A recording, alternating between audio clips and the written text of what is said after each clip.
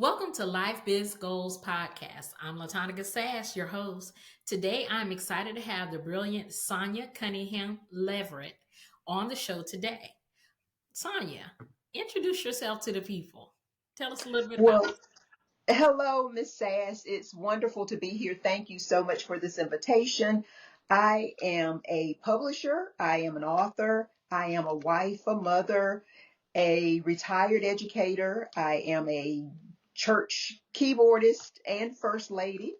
I am also a grandmother or a Mimi. So I'm a daughter. I still have my parents, and I have two sisters who live across town, and I get to love on all of their grandchildren as well. So for me, life is wonderful.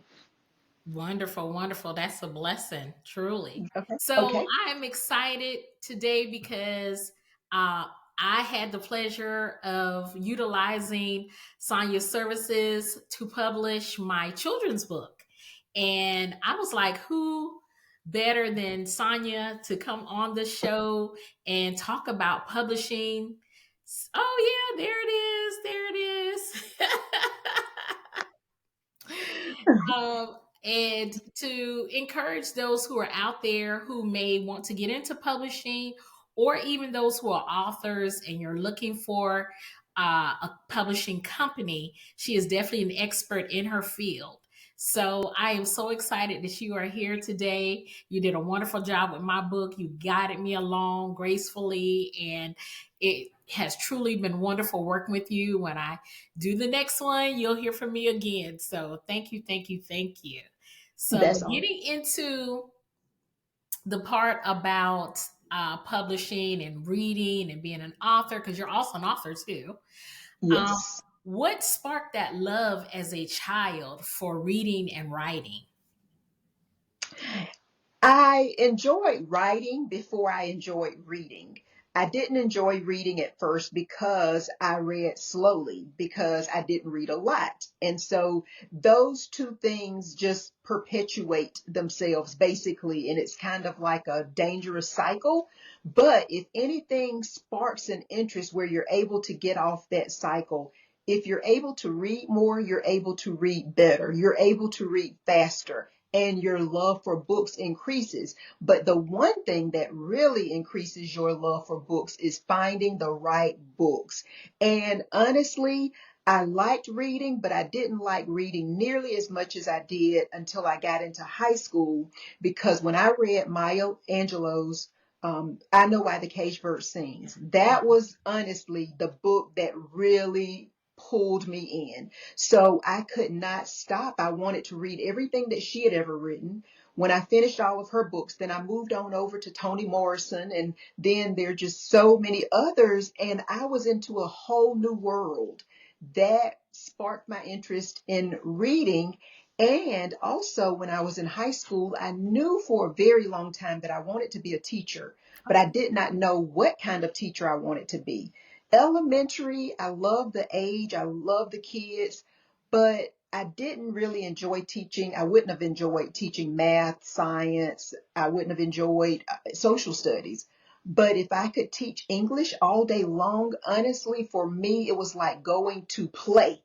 And I remember getting that first paycheck. I was just like, really? Like, I'm doing what I truly love and I get money on top of that. It was amazing. So again, I just enjoyed paper, pencils, crayons. I've always had that artistic side that I truly enjoy. And so writing did that for me. Reading came slower, but I always aspired, like so many other people, to one day author and publish a book.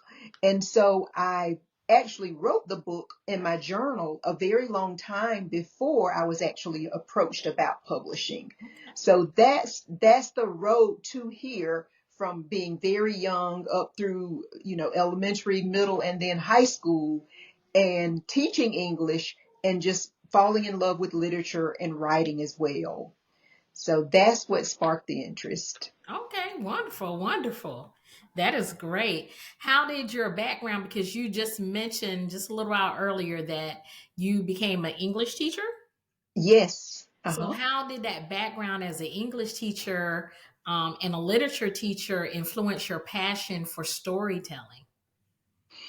Wow. So storytelling, I think honestly came a long time ago because I short stories were always something that I just truly enjoyed, and even reading novels, there's stories inside of stories inside of stories. But being able to teach that just helped me see how that could open up all sorts of doors and opportunities for students. But then it's interesting that you'd ask that because my first opportunity to publish, it wasn't to publish a book, a full book or a novel, anything of that nature. It was actually a short story. Okay. So it was my telling a story from my journal. I actually thought that it was going to be published as a book, but it was published as a short story.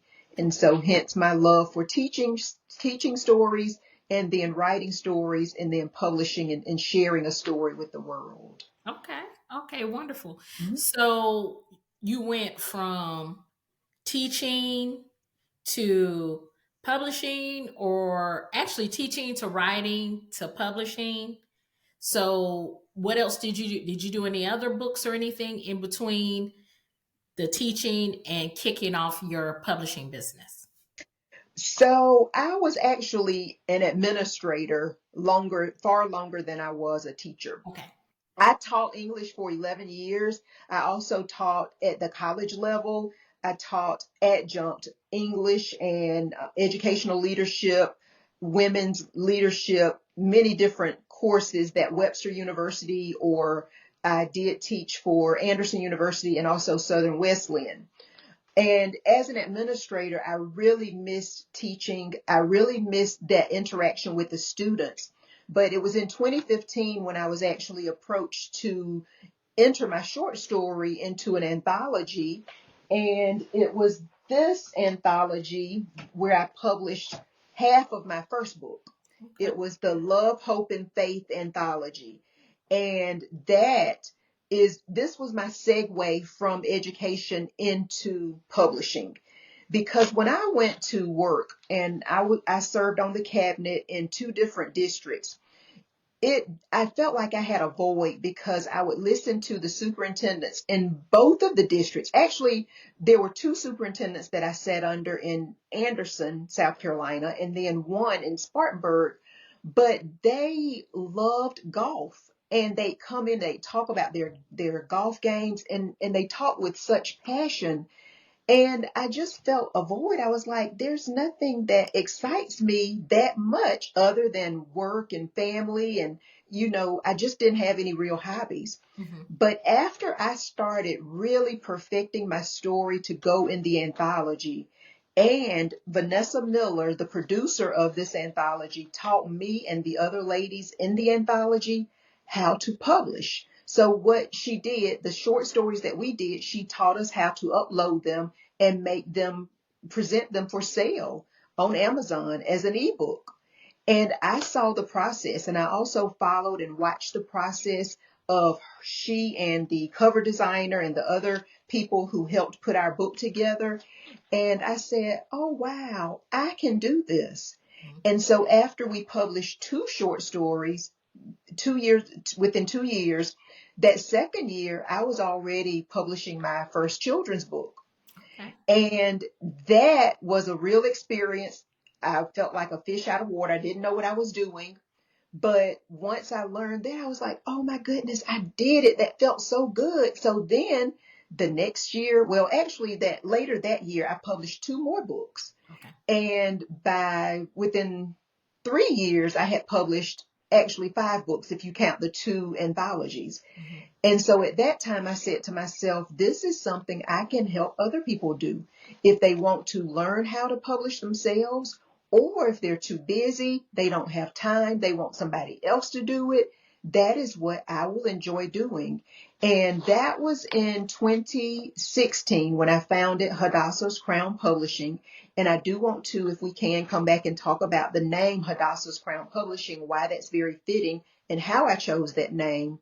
But I would like to also just talk about, I truly felt like it was a call from God, because if anybody out there has queried traditional publishers, it is very difficult to get a publishing deal. Now, if you are Halle Berry, or if you're Gabrielle Union, or if you're Beyonce, or one of the Williams sisters, you already have an audience and they know that the book is going to sell millions and millions and millions of copies. Yeah.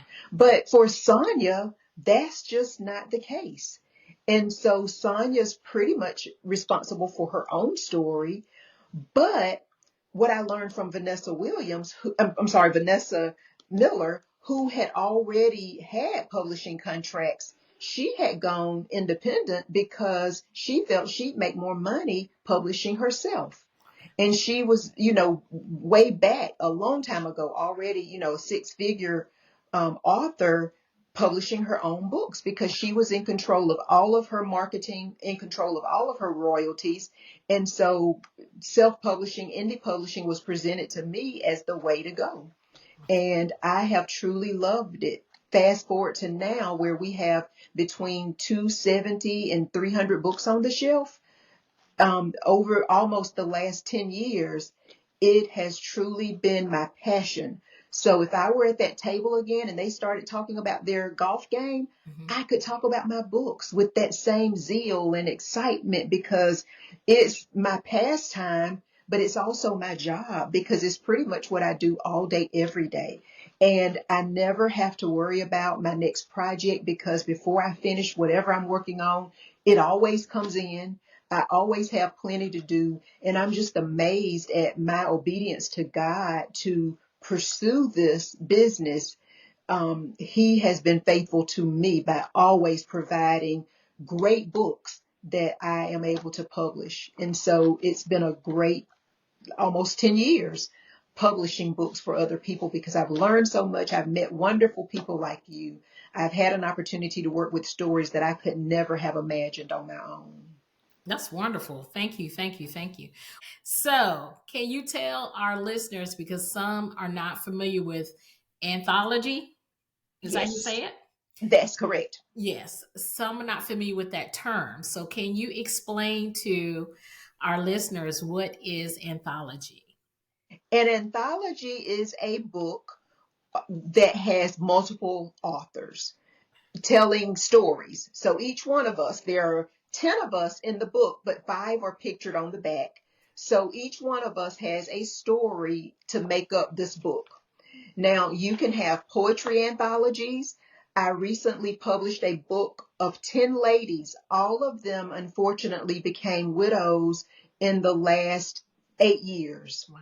And each one of them had a completely different experience. Some of them, their husbands had been ill. Some of them, it was very quick.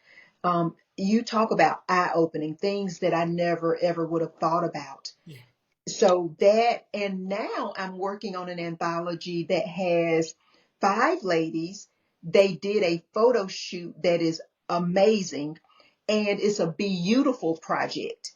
And it's spelled Beyoutiful, but they are just boosting other ladies' self-esteem by just talking about some of the things that they had to let go. Okay. And they're telling their stories as well. So I have done a number of anthologies, but I just put that out there and we're putting a little pin right here because some of you may feel better about writing with somebody else. Perhaps you're a poet, and you can have some poems in the book. Somebody else can have some poems in the book. You don't have to feel like you have to come up with 100 pages by yourself. You can get other people. I've had people to approach me. Maybe they work together and they want to talk about how they've overcome some of the issues that confront them in the workplace. Mm-hmm. For example, my husband and I are thinking about doing one where couples talk about what they've experienced from marriage. And because the population of married individuals is shrinking, we want to give some encouragement to people who selectively decide, no, I don't ever want to get married. Marriage, I mean, if it's going to end in divorce and so many people just complain and it's not this and that, we want to tell people that it can be positive. It's all about the outlook. So anthologies have a lot of value, a lot of collective value. So that's what it is. I know I took a long time explaining that, but they're very powerful tools. Okay. Wonderful, Yeah. wonderful. Okay. I love that. I love that. Now you were going to get into telling us what does Hadassah, the definition. Yes. So Hadassah, and you can pronounce it Hadassah or Hadassah. She is Esther in the Bible. Okay. And Hadassah was her name before she became Esther. She has always been my heroine of choice from the Bible because she had it made. She was the queen's choice. I mean, she was the king's choice. She became a queen. She was in the palace. She didn't ever have to look back at her people anymore. Mm, But that's not what she did. Her cousin Mordecai had prepared her well. She didn't forget her people. She even risked her life. She put it out there in front of the king and said, well, she said, if I perish, I perish. I right. am going to see the king and I am going to plead on behalf of my people. And so, honestly, when I published, I felt I had made it to the castle. But I didn't want to just stay there and put my feet up and say, oh, look at me. I have made it. I made it. Y'all stay over there. Right. That's not me either. And so I have worked hard to give back to help other people get into the castle of publishing. And honestly, I have not been selfish with my skills because the ladies who helped me weren't selfish. I have taught people who maybe published one book with me and now they're doing their own book or they're publishing books for other people. And I'm even mentoring two new publishers in the upstate of South Carolina who will be publishing books for other people. Okay. So, yes, I don't plan to hog all the business. I can't take all the business. Right. So, I want to spread the joy and the love around. Right. I love that. There's plenty out here for everyone. Exactly. No gatekeeping here, please. Exactly. And that's what I loved about publishing and about authoring because I can promote your children's book and I can promote my children's book because no two books are the exact same. My story's not your story. So we don't need to compete. We need to help each other. Mhm. And that's what good authors do. We help each other. Wonderful. That's right. That's right. So, transitioning from education to being a full time entrepreneur, how did that come about? What inspired you to, because you were assistant superintendent? Yes, that's correct. So, what inspired you to leave that field or retire out of that field and come into entrepreneurship as owning your own publishing company? What was the change? What was the transition? Okay, well, I loved every job that I ever did in public education. Not only was I a teacher, I was a substitute, I drove a school bus, I was a um, homebound teacher. I did a lot of different jobs. I was director of personnel or HR before I became an assistant superintendent. But I've always loved children and I've always loved books. So when I was approaching my 30 years, I knew that I was going to leave education. I felt that I would, possibly still give back because I still visit schools with my books. I am on the sub list. If I want to go into a school, I can go and sub. I consult with school districts, but I combined my love for children with my love for books. And that's how I transitioned. And so my hours were very long. My days were very long. And I was like, okay, after this game tonight at 9, I'm going home to work on some books because I have some customers I have to publish for. Right. And at some point, you can't do both. Like my new career was just kind of pulling me, pulling me, pulling me. And finally, it completely pulled me out. Now, my district was wonderful, the district I retired from, because they let me work part time. I was able to go to work a couple of days a week, but then I was able to work on my books and go into schools doing things on my own a few other days of the week. So there was a nice segue into this. And finally, I just, gave up even the 2 days and I came on home, started, publishing. And I did go back into the schools a few times taking like long-term subbing assignments, Mhm. but for the most part, it's been a good fit. I felt that this is what I need to be doing. Now, there was a struggle because I was an English major in education. Business is a completely different thing. So the marketing and the selling, those honestly are not my forte because I'm not a business person. And it's taken me a while, and I'm still wrestling with how to charge just because, you know, I enjoy what I do. But at the end of the day, I do have to be compensated for the time because it takes a lot of time to adequately edit a book, to lay it out and to make it look extremely professional the way I want to do it. It takes a lot. And I'm glad that the people I've worked with are appreciative of that. And they just say, whatever you need, I appreciate what you're doing. And I don't have any, hassle or any problems with it. That's wonderful. That's wonderful. Well, Yeah, thank you. definitely, transitioning into the entrepreneur field, and it can be a lot when you're working full time, working part time, and then you're trying to run a full time business. You really have to put in, it's a lot of extra hours Yes. that you have to Yes. sacrifice, and a lot of extra weekends that you Yes. sacrifice. I do it myself, constantly working late, and having to say no sometimes to some events, some activities that you really want to participate in, especially like on the weekends, but then you know what you need to do for the week. And at this time you have to put your focus where it needs to be, which is I'm being intentional about my entrepreneurship, at this time. So, one of the That's true. things I wanted to ask you about too, which you touched on just a little bit, about your challenges that you had, as far as, because it's important that we all know our weaknesses and we know our strengths.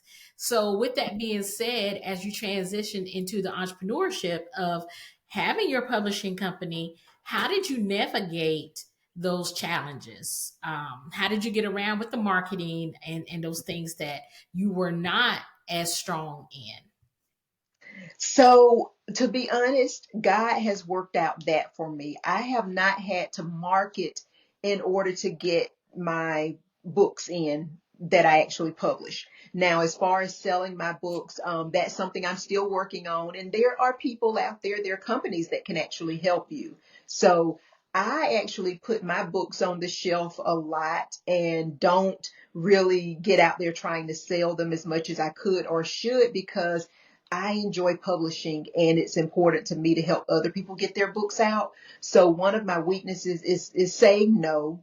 But I've learned, and even as an English teacher, I can tell people, your manuscript has some value. It really does. I want you to keep working on it, keep massaging it, keep tweaking it. And, teaching people how to use software like Grammarly or just spell check and that type thing, or having beta readers read behind them because everybody has a story. Yeah. Everybody has a great story, but everybody doesn't necessarily know how to pen their story. And so I have to help people understand that we're not here to rewrite your story. There's just not enough time in the day. We can't do that, but we can kind of coach you. So having some workshops, that's one of the things that's helped navigate one of the biggest challenges of people just, submitting things that they have a good message, but they don't have a good presentation. Okay. So that's one of the things. And then just, say no, like if I have just way too much on my plate, it's like I'm just honest and tell people it's going to be a number of months because I have these projects ahead of you. And so that's one of the things I've had to learn to do too, because sometimes people, they're so excited. They finished, like they birthed that baby. They're ready to share that baby with the entire world. But it's like, there's some more procedures. Like we got to dress your baby up. We can't just let everybody see your baby naked. We got to stitch some clothes. We got to make the clothes. We got to do all that, dress the baby up, and then we can showcase the baby. Hmm. So be patient with us because that takes time. So those have been probably my biggest challenges. And then I'm a workaholic. When I love something, I love it. And so I am now having to use special eye drops and wear glasses more often because my eyes are so very dry and they get very tired because looking at the computer all day, every day. Hmm. So getting around that, one thing I do is I order more proof copies of the book where they're printed because that's easier on my eyes than the Blu-rays from the computer screen that I see a lot. So those have been some of the challenges, and those are some of the ways that we've been able to work around those. That's great. Yeah, I definitely am with you on the glasses thing. Definitely with you on that. And just burning both candles at the end, you know. That's why I try to work on teaching people to plan out their days. Plan out your day, plan out your week, plan out your month. So you won't just keep spinning your wheels in a circle, you know, especially when you have Yes. so much on your plate. The best thing Yes. to do is to map it out because you'll miss so much and you're like, oh man, what was I supposed to do? I forgot to do this, I forgot to do that. But you put that plan into action, write it down, or however you want to do it, you know, put it in your phone or whatever, but map you out a plan, a weekly, daily, monthly plan, even a yearly and quarterly. You know, when we talk about our vision boards and things of that nature, you Hmm. got to break that puppy down so that you can, Yes. you know, make it more manageable. Exactly. Mhm. Exactly. And I actually had a coach who helped me because, she'd say, "Oh my goodness, what? You're working 12 and 15 hours?" And she got on me because I told her, I said, "Yeah, I said at night my husband and I are watching a movie, but I'm still working on the computer." She said, "What? No, that's what you used to do. You're not doing that anymore." And so I learned from her, and I do the night before. I plan out my day and and I'm overzealous. Like I plan way more than I can actually get done. So I just have to, continue it on the next day. But I write down everything possible so that I don't forget things, but so that I can stay organized. I have to put it on the calendar to make sure it gets done and that there's adequate time for it. And I've learned this is what I'm going to accomplish tomorrow, and I'm going to let it go because, there's house cleaning that needs to be done. There's cooking that needs to be done. There are other things as well. Right. And I really enjoy working from home. Sometimes I do go and rent a room at the library or Starbucks. I can change my office as often as I want to, and I enjoy that as well. I like that too. Sometimes you have to change your environment, your atmosphere, because sometimes it helps your creative juices flow a little better. Mhm. Sometimes you can focus a little better when you change from the regular routine. You know, sometimes you might need to go outside and sit on the deck or the porch or whatever, and let that beautiful sun shine in and the natural elements and just your mind can really focus a lot of times when you don't have so much going on and in That's the true. same spot all the time. You sometimes you need to Exactly. give your brain that break. So I totally agree with that. Totally agree Yes. with that. As a life empowerment strategist, I am often telling people about, if you can't finish something that day, move it on to the next. Don't worry yourself over it. Don't get frustrated because you didn't get this done. Like you said, just move it over to the next day. If you didn't get what you wanted to totally accomplish that month, move it over to the next month. But Mhm. as long as you're moving and as long as you're working, that's the important thing. And accomplishing small things, Mhm. those small wins as you go along. I think sometimes when people are trying to meet goals or they have things in mind, they see the big picture and it scares them. It puts fear because they try to accomplish too much at one time instead of taking those small steps, every day or every week. Yes. So that's what I encourage my clients and my people, to do. That's great advice. Great Mhm, advice. mhm. I have to do it myself, and sometimes I have to remind myself because I get off track, and then I'm trying to do everything by memory, and then I mess up, and I'm like, oh, it's because I did not write my stuff down and evaluate my time. So, Hmm. like you said, you're trying to do 100 things in one day. It doesn't always work out like that. So, totally, totally, totally agree with you on that. That's wonderful. Um, what sets Hadassah, or how do you say it? How do you say it? Hadassah. Hadassah. Uh-huh. What sets Hadassah Crown apart from other publishing companies? What makes you unique? I believe we're unique because we're able to give authors options that they want. Our packages are completely customized and tailored to them. For example, your project, you wanted it printed a certain way, you wanted a certain size, and so we didn't go the route that I had gone with many other with other people before. And so I'm willing to do the research to find what it is we need to do so that you can have what it is you want. And so not to keep it's not like it was a secret. So your book came in landscape, and it's beautiful that way. And it just would not have been the same cute book in portrait. And so because Amazon sent us a teeny tiny copy, I was disappointed. You Right. were disappointed. We had to find another printer Right. because we weren't into doing little teeny tiny books. That's not what your project was. This art was way too beautiful for a teeny tiny book. Yeah. So we found a printer and we made it work. So that's the beauty. You get to have input as far as your cover. With a traditional publisher, sometimes they present you with a cover and you might like it or you might not. And sometimes they change your title. You might like it and you might not. Yeah. And you may not like anything that they do, like the edits. They may make you take out things that are very, very important to you.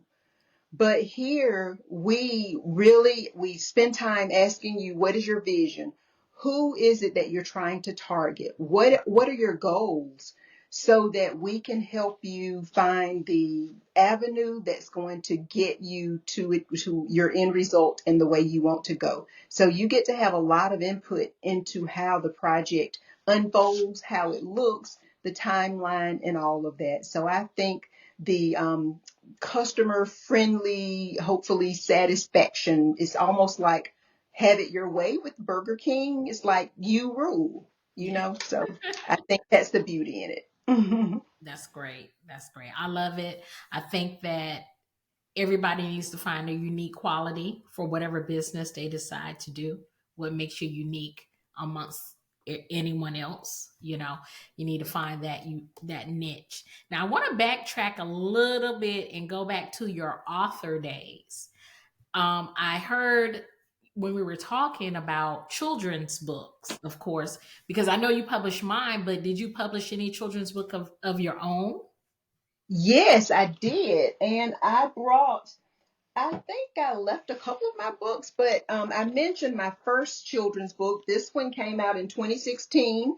It became a bestseller in 2017. This is BJ's Big Dream. It's my son is the main character in this one. And after that one, this is what is that stinky winky ew smell? This is actually a true story of something that I did at Easter when I was 5. I didn't know any better. Okay. And then I have another one. It's entitled He Never Slumbers. And it's about a boy, but it's really my story. I just changed the character up. I used to be bullied in school because of my weight. Mm. And the boy learned through his Sunday school teacher that God watches, he sees everything.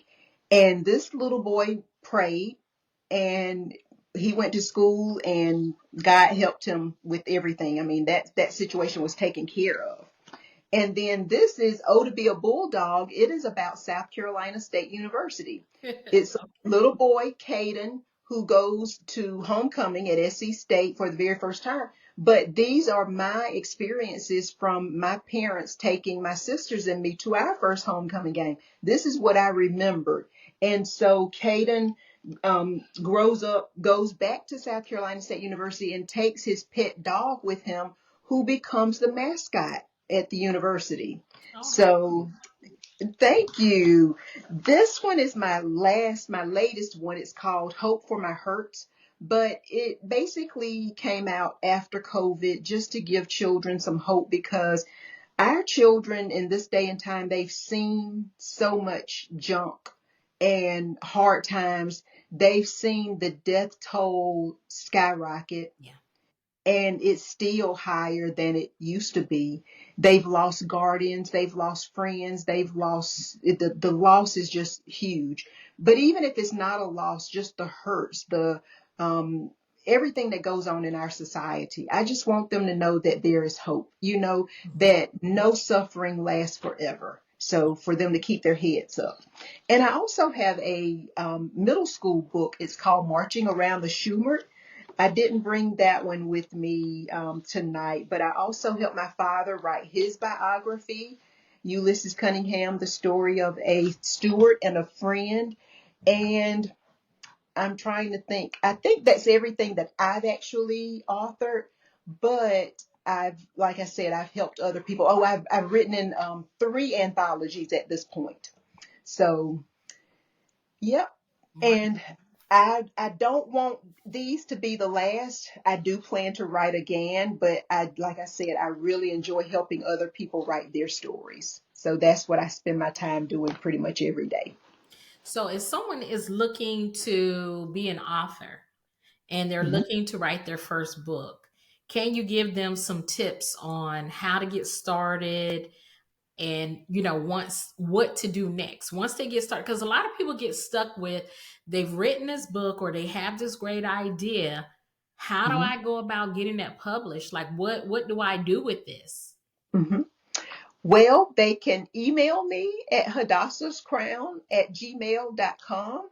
They can call me if they go to hadassahscrownpublishing.com. The number is on the website because I am here to help them from start to finish. Honestly, if they just want to send their manuscript over, if it is accepted, if it's ready, I can take it from beginning to end, or I can coach them if they really want to learn the process and do it themselves. But I do say, before you reach out to any publisher, just make sure you've had some beta readers read it. Make sure you've had it edited, or you've, done spell check, grammar check. You've really, make sure your story's in really, really good shape.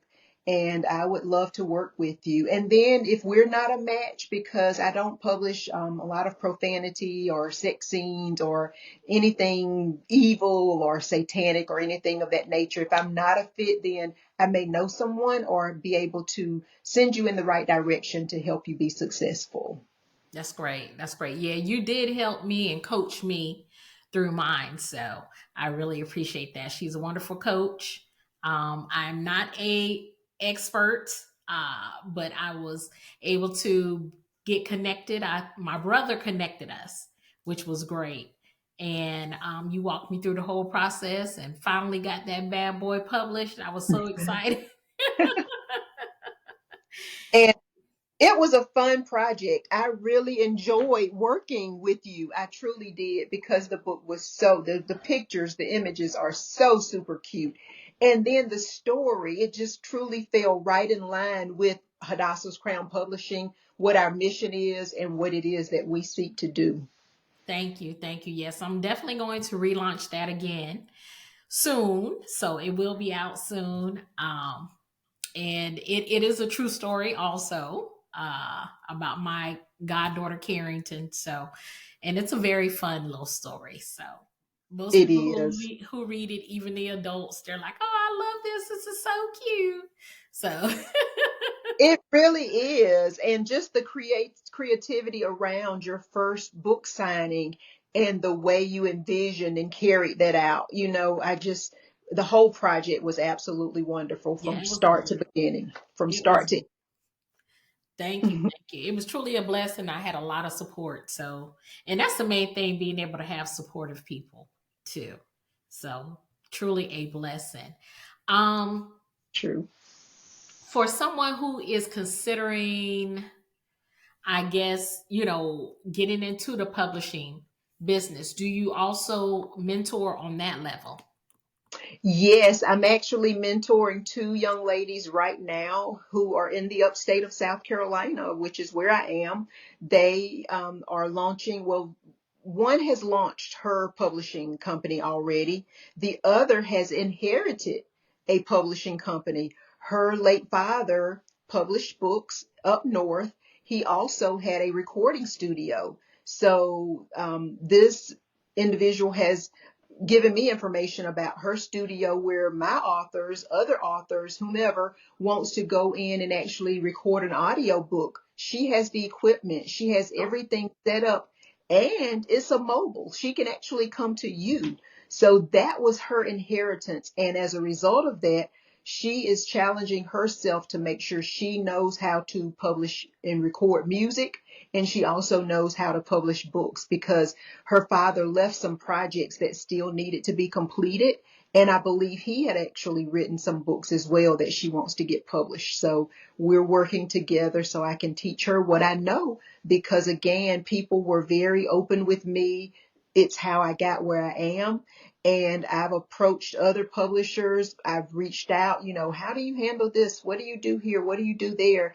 And people have been very open, very supportive. And so that's what I want to, offer back to other people. That's wonderful. I love it. I love it. Um, Thank you. within this business of publishing or being an author, were there any moments that you felt like, because you are a person of faith, that you felt like your faith was tested during your business journey? And how did you overcome that? I'll be honest, it's like with anything else. Sometimes you question, is this what I really need to do? Because, I mean, this is a huge, huge, serious calling. Like, it may sound just like it's just so wonderful. You get up in the morning and you get your coffee and you get your glasses and you go sit in front of the window and you have your computer and you just work, work, work, work, work. That is fun. Mhm. And it's fun because if I want to put on clothes, I can. If I want to work in my pajamas all day, I can. I have a lot of great options. But the pressure comes when you're challenged or charged with producing a book that is to be 100% error free. Mm. Now, with children's books, it's easier because you don't have as many words, you don't have as many pages. But I've had some 300-page books. I've had even bigger books, but I've encouraged the authors to break them down. I've had two authors to send me 600-page books, and I'm like, nope, not in this lifetime. So they both were able to chop them in half. They went down to 300 words, but that's a lot because you have to read the book so many different times. And depending on how many mistakes are in it from the beginning, Yeah. and missing something, because I heard an editor not too long ago. Actually, I saw this posted on LinkedIn. She talked about how years ago there used to be a copy editor, a structural editor, a line editor, a content editor, and then a proofreader. Like you would have at least 5, sometimes 6 people on one book. Wow. But now the traditional companies, they want one person to do it all. Mm. And then you have a deadline on top of that. And for me, it's like, no, I can't work on one book for an entire year. Sometimes that might be what they need, but you have to do the very, very best you can. And I do have other people read. I do have outside editors that I use as well. But what stood out about what this person on LinkedIn said, now that it's just on her because she doesn't have all this help, she has a deadline. She said, people notice if you make one mistake, if you leave one mistake, they're going to mention it. Nobody ever talks about the 9 million that you cleaned up. They Right. didn't see that. Mhm. You can work your behind off and then you can still get like, it feels like you're getting punched in the face. Mhm. Um, and you have to realize you're human. There's no way. And so on my contract, it says I do the absolute best I can. I take it very seriously. I really do. But I'm not God. Right. And I can have 80 million years of experience, but I can still miss something. Mhm. It's never intended. And once it's pointed out, even after it's published, it can still be corrected. But those copies that were sold or, whoever saw it, it's out there. But people have to be gracious and generous to us because I read traditionally published books all the time and I see things, a man did it. Men are human. Men make mistakes. Mhm. So, you know, that comes with the territory, but it does make things tense, make me tense. It makes me feel like an extra amount of anxiety sometimes. Yeah. Yeah, because I just don't want to miss things, but I know that, it's impossible to not, it's impossible to catch every single thing. Yeah, I know when you were talking about beta readers, when I before I submitted my book to you, I Hmm. had my own personal beta readers. I had two school teachers and a business professional read my book uh, thoroughly. Because That's I think great. before I proofread it, because I'm pretty good about proofreading. But then Uh-huh. after that, then I had these other people come in and they read it, and I made additional corrections. I'm like, look, I'm gonna get some school teachers involved because they should know the grammar, certain, Uh-huh. Hmm. English teachers and stuff like that. And then I had a business professional who's very good with grammar and stuff too read it. So I think that by the time I submitted my copy to you, it probably was pretty clean because I had so Yes. many people. And Yes. the funny thing is that when I published my book, I had another friend who published their book. They didn't utilize, the same person. They Hmm. did total, I think, self publishing. And I could tell in their book they had so many errors. It just threw me off. I couldn't even focus on the book because I was looking at so many errors, and these were simple errors. I'm not a grammatical guru, but Hmm. when you have misspelled words and sentences not flowing with the proper punctuation and things of those natures, those things that throw me off in corporate anyway, like in the email. But to Hmm. have like an almost an entire book like that, I was like, surely they did not have anyone proofread this book. So I definitely encourage anyone, if you're writing a book, you're an author or you want to be an author, get that book proofread 5 times, over and over and over again, and let other people that you can trust to read that book before you submit it to be published.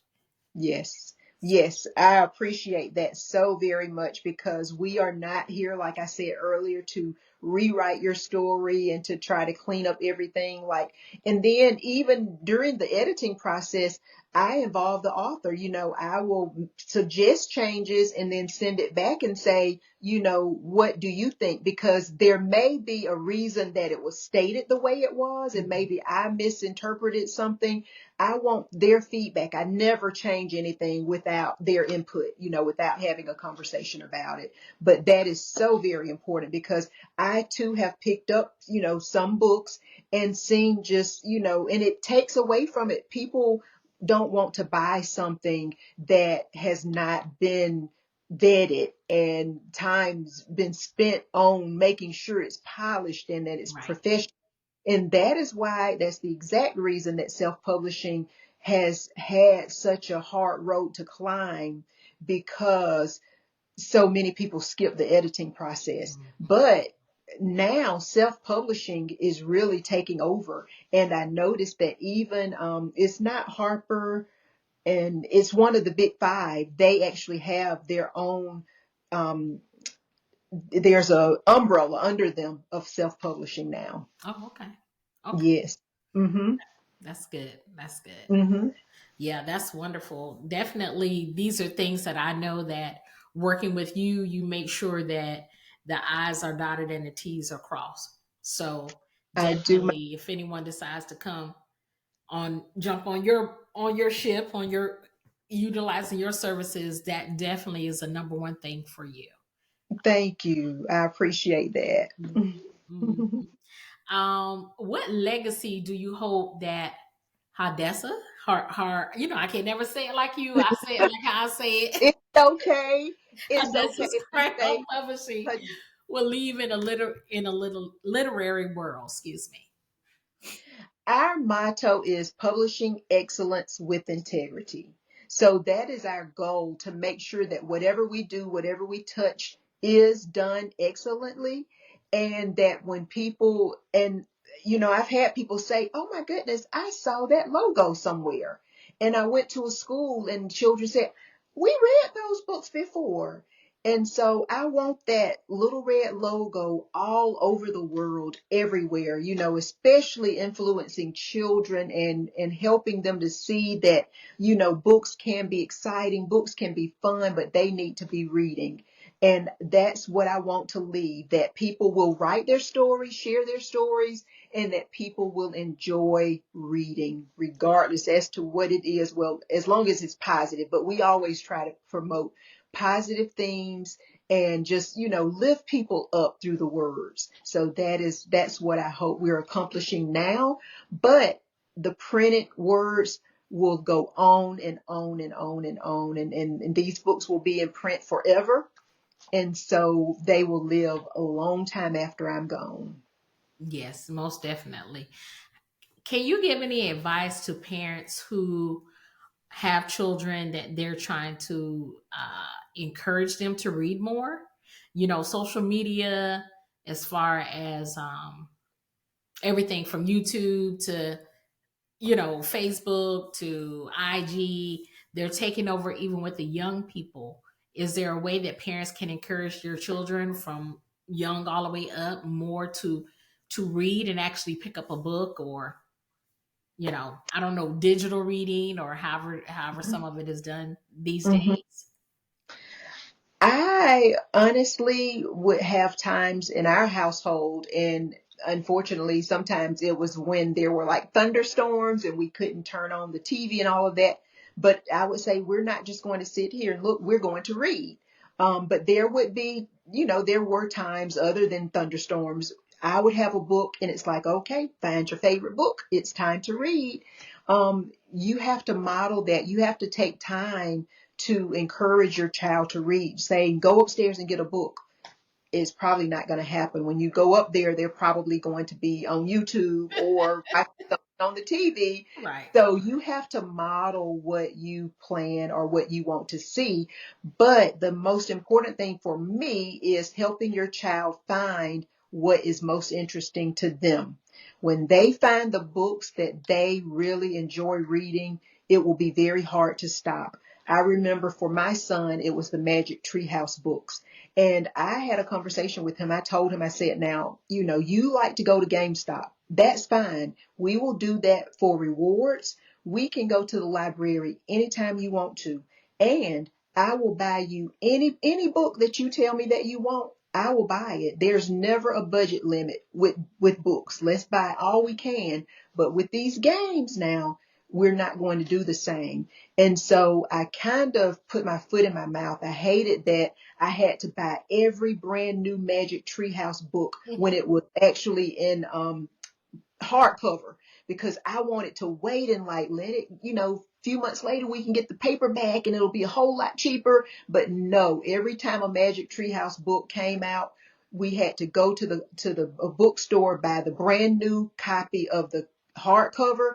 But that was what I said I would do. If he was reading, I was committed to it, and that's what we did. We had every book that ever came out, and it was okay because he learned so much, and that encouraged him to read and developed his love for reading. So I would encourage you the same way. Read with your children, ask them questions about what they're reading, take them to the bookstore, take them to the library. And if you don't have a huge budget for books, it's okay. You can actually get a cardboard box to create a library for them within your house.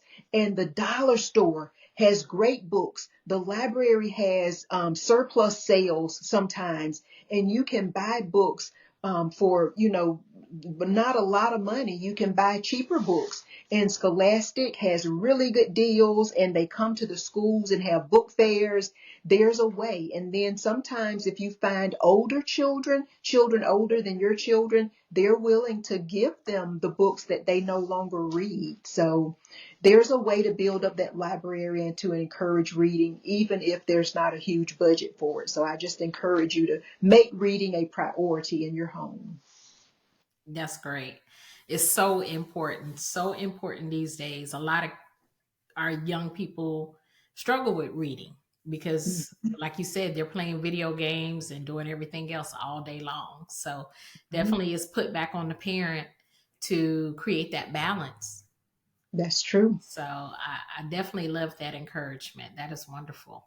Thank you. For your business, is there a particular or favorite quote or scripture or a personal mantra that has guided you through these last 10 years?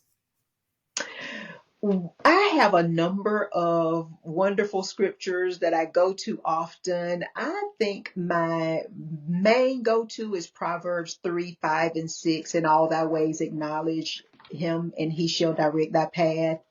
Because sometimes I depend too much on Sonia, and it's like I get so frustrated, like, oh my goodness, you got to do this, you got to do this, you got to do this. But, we have to allow him to carry some of the load, like if I'm doing all I can and I'm thinking, I just don't know how I'm going to do such and such, then okay, it's time for a prayer break.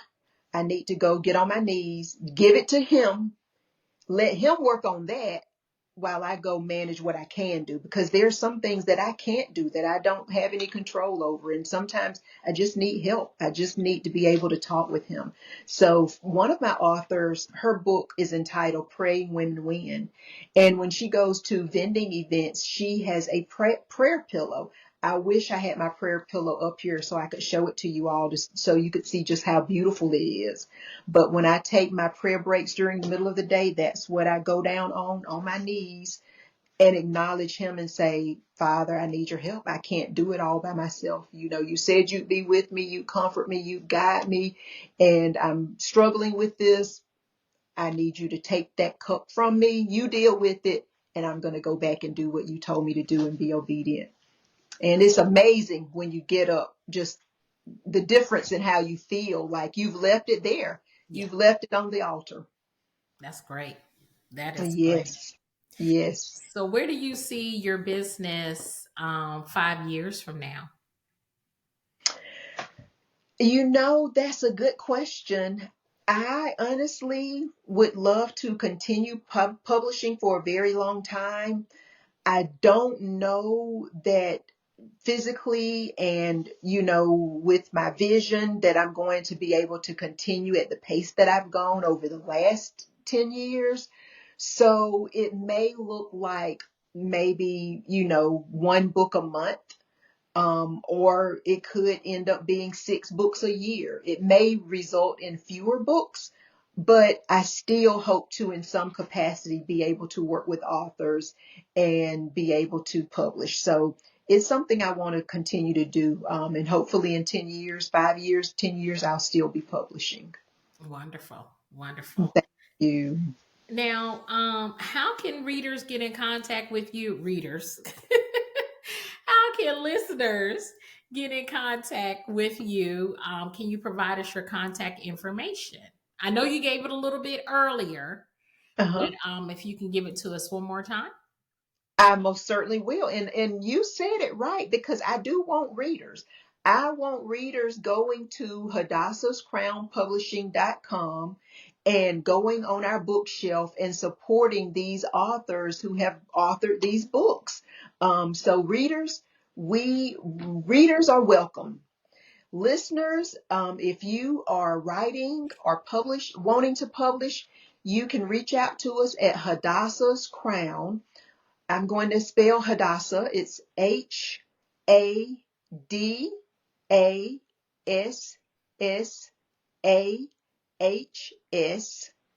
So it's Hadassah's Crown at gmail.com. That is our email address. And again, our website is hadassahscrownpublishing.com.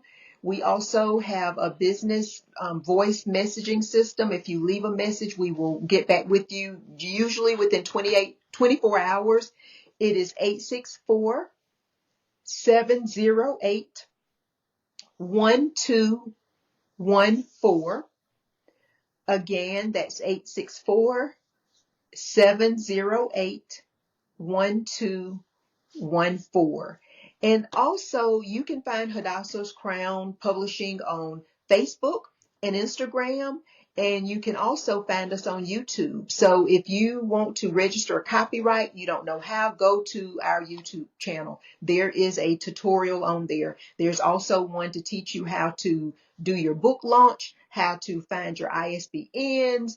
There's a lot of stuff, and we're constantly uploading videos and so forth. And we want your feedback on that channel to help us know what you need so we can put more out there.